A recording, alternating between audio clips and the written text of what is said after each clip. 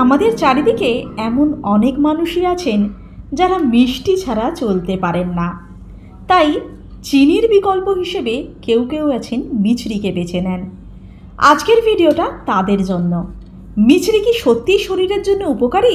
অর্থাৎ চিনির বিকল্প হিসেবে আপনারা যে মিছরি বেছে নিচ্ছেন তা শরীরের জন্য কতটা অপকারী বা কতটা উপকারী তা জানতে আজকের ভিডিওটা শেষ পর্যন্ত দেখুন। মিছরি এবং চিনি দুটোই কিন্তু প্রাকৃতিক শর্করা। চিনি বেশি পরিমাণে প্রক্রিয়াজাত, তাই এটা কিন্তু বেশি পলিশড। অন্যদিকে মিছরি কম প্রক্রিয়াজাত। চিনি তৈরির সময় প্রচুর পরিমাণে রাসায়নিক ব্যবহার করা হয়। চিনির তুলনায় কিন্তু মিছরি হজম করা অনেক বেশি সহজ।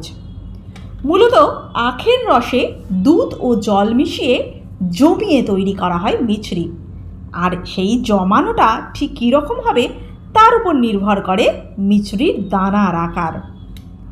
মিছরি কিন্তু প্রাকৃতিকভাবে শরীরকে শীতল রাখে। অন্যদিকে শরীরকে গরম করে চিনি। আয়ুর্বেদ শাস্ত্র অন্তত সেটাই বলে। আয়ুর্বেদ শাস্ত্র অনুসারে চিনির কোনো ঔষধি গুণ নেই, যেখানে মিছরির কিন্তু ঔষধি গুণ আছে বলে জানা যায়। শরীরের বায়ু এবং পিত্তদোষে কিন্তু ভারসাম্য রক্ষা করে মিছরি। যেহেতু মিছরি কম প্রক্রিয়াজাত, তাই মিছরি কিন্তু চিনির থেকে উপকারী।